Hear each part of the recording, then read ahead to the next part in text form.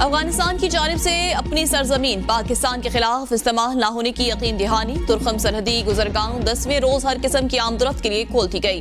Transit गाड़ियों की आमदरफ्त बहाल। पैदल आमदरफ्त शुरू होते ही सैकड़ों मुसाफिर तुर्खम इमिग्रेशन सेक्शन के सामने जमा। तिजारती सामान की क्लियरेंस शुरू। 6 सितंबर कशीदगी के बाद सरहद बंद की गई थी।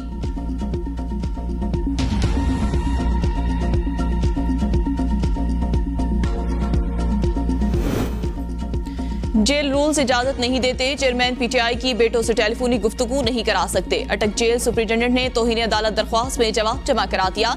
अदालत ने जवाब पर 18 सितंबर को दलाइल तलब कर लिए। केस की समाअत ऑफिशियल सीक्रेट एक्ट अदालत के जज अबुल हसनात जुल्करनैन ने की।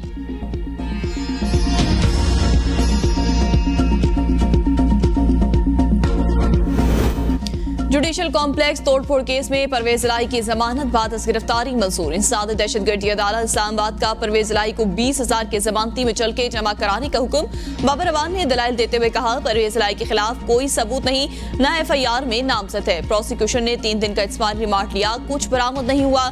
मुकदमे में नामजद तमाम अफराद की जमानतें मंजूर हो चुकी हैं। प्रोसिक्यूशन की जानिब से जमानत की मुखालफत।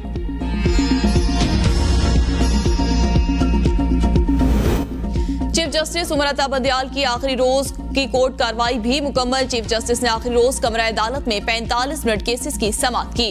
चीफ जस्टिस ने वकला को आखिरी दिन भी गुड टू सी यू बोला। वकला की जानिब से चीफ जस्टिस के सब्र और तहम्मुल की तारीफ। जवाब में चीफ जस्टिस ने कहा, यह हमारा फर्ज था। अल्लाह की खुशनुदी को जहन में रखकर काम किया। काली कोर्ट का हमेशा बार से ताल्लुक रहता है। वकला से अब इंशाल्लाह बार रूम में मुलाकात होगी। मीडिया के दोस्तों का शुक्रिया जिन्होंने मुझे मुतहरिक रखा।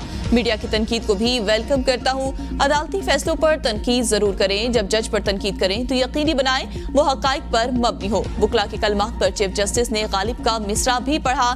दिल के खुश रखने को गालिब की ख्याल अच्छा है।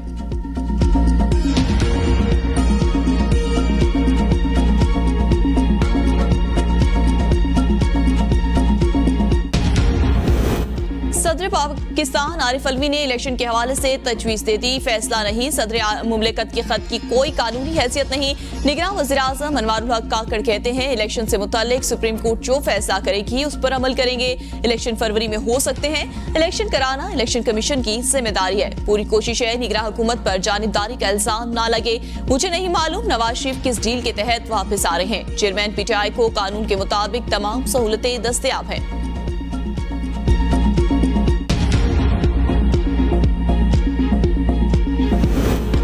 पीपल्स पार्टी की सेंट्रल एग्जीक्यूटिव कमेटी का काबीना में नून लीगी के अरकान की मौजूदगी पर इज़हार तशवीश। आसिफ जरदारी और बिलावल भुट्टो की सरबराही में सेंट्रल एग्जीक्यूटिव कमेटी का लाहौर में इजलास हुआ। मीडिया से गुफ्तगू करते हुए शाज़िया मरी और फैसल करीम कुंडी ने कहा, इलेक्शन के हवाले से अब हम पैदा करने की कोशिश की गई।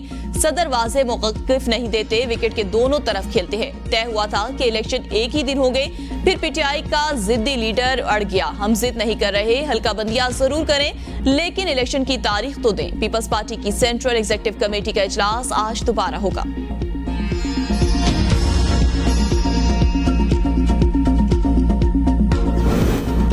निगरान वज़ीर आला पंजाब मोहसिन नकवी का ज़राई शोबे के लिए बड़ा इकदाम। पंजाब में बीज और नई वैरायटी की मंजूरी के 2 साल तवील अमल को आसान बना दिया गया। वज़ीर आला की ज़ेर सदारत पंजाब सीड काउंसिल का ख़ुसूसी इजलास हुआ। सूबे में बीज और नई वैरायटी की मंजूरी के अमल को बेहतर करने के इक़दामात का जायजा लिया गया।